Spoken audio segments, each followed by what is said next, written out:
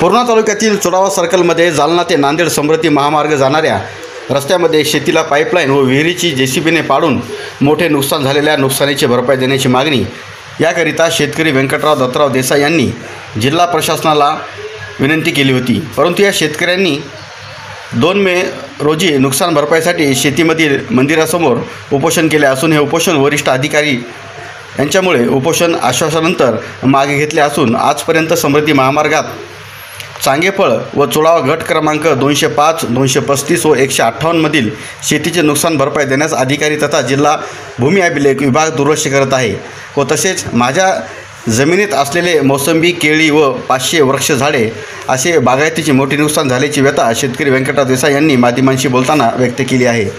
तसेच शेतकरी व्यंकटराव देसाई यांनी मागण्या तात्काळ मागण्या न झाल्यास गोदावरी नदी जलसमाधी आंदोलन करून आत्मदहनाचा इशारा जिल्हा प्रशासनाला दिला आहे असे दिलेल्या निवेदनात म्हटले आहे। असं पुराय दिली अशी म्हणजे पाणी पुरवठ्याने पत्र दिले आम्हाला की तुमच्या आम्ही दायमोक्यावर येऊन सगळं काम करू आणि त्या ठिकाणी तुम्हाला येऊन आम्ही पूर्ण म्हणजे सहकार्य करू। हे पालकमंत्री मेघनाताईला सुद्धा मी मागच्या जनता दरबारामध्ये सांगितलं होतं आणि त्यांनी सुद्धा प्रश्न माझा घेतला होता। कलेक्टरला सांगितलं होतं की जाऊन तुम्ही त्या ठिकाणी करा, त्यांची काय पाईपलाईन राहिली, विहीर राहिली घ्या, तर ते सुद्धा आणखी मुद्दा त्यांचा सुद्धा मानला नाही त्या अधिकाऱ्यानं। म्हणजे किती हुजूरती आहे अधिकाऱ्याची, म्हणजे एवढे अधिकारी आज महाराष्ट्राचे मंत्री बोलतात तर मानित नाही, तर आमचं आता कसं बांधायचं, म्हणजे कोणाकडे जात मागायची। जर हे कलेक्टर लोक हे आईत खाऊ लोक समजा आज पाणी पुरवठ्याचे आज प्राधिकरणाचे येऊन आज शेताकडे येऊन नुसतं कुठल्या प्रकारचं काय नुसतं कागद मावतात माझ्या हातामध्ये, एवढे कागद देऊन गेलेत मला। आता याच्या पलीकडे काय पर्याय आहे? हां, इतकी अडचण आणली आहे ना, म्हणजे बापदादी जमीन हे आमचा काय अधिकार राहिला नाही या जमिनीवर, असं झालं आम्हाला। आज आम्ही परके झालो तिथं असून आज आम्ही इथले काय आम्ही महाराष्ट्र सोडून जावा का देश सोडून जावा, काय घरादारांना सगळ्या आत्महत्या करावा इतकी वेळ आणली आमच्यावर बेकार।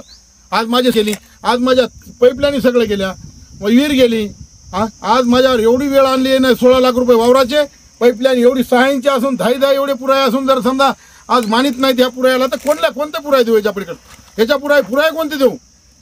बाबा त्यांनी माझी जमीन इथं भिजवणी खाली आज वडिलांना केली 1990ला पाईपलाईन, पाणी परवाना, नाला परवाना, इरिगेशन, गंगेचा पाणी आहे, एलदरीचं पाणी आहे, शुद्धेश्वरचं पाणी आहे वावरला आहे।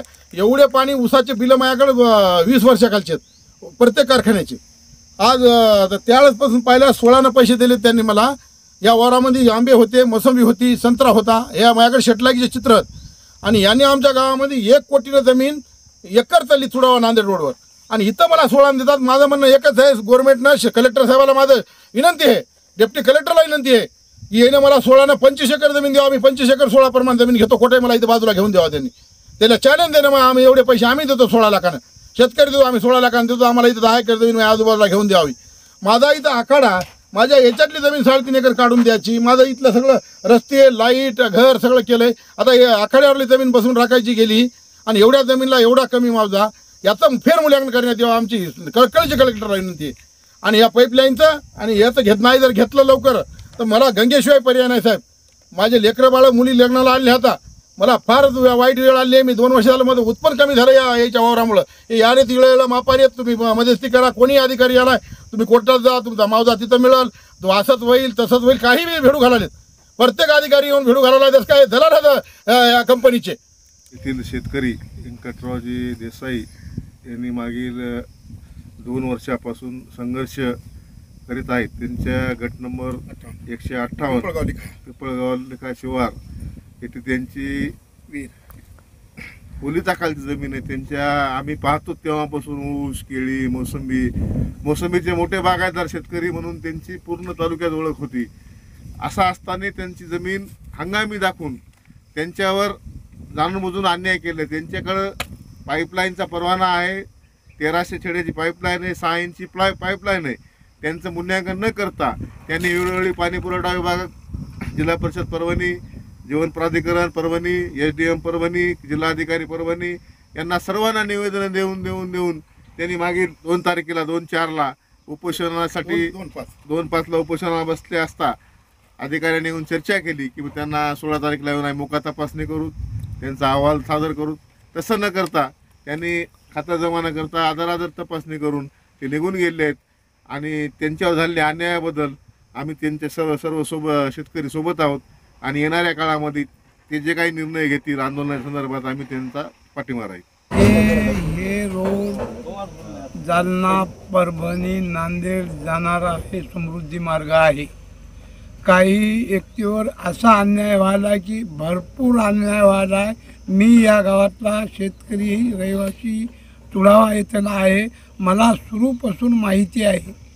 पूर्ण जमीन ओलिताखाली भिजवणीखाली नसता गंगवून विहिरी बोर तळे करून भिजवणी ओलिताखाली आणली आणि त्याच्यामध्ये पीक मोसंबी संत्रा हे परंपरा अख्ख्या या चुडावा सर्कलमध्ये व्यंकटराव दत्तराव देसाई यांच्या शेतामध्ये हे पीक वैयक्तिक भिजवणीचं राहत आहे. तरी या समृद्धी मार्गाचा जे मोबदला बाकीच्या जिल्ह्याला समोरच्या परभणी, जालना, नांदेड भेटत आहे हे मोबदला चुडाव्याच्या पूर्णा तालुक्यात चुडाव्याच्या शेतकऱ्याला मिळत नाही. जी आमची जमीन समृद्धी मार्गात गेली त्या जमिनीचा योग्य मोबदला भेटला नाही. आमची पाईपलाईन त्यांनी दाखवली नाही.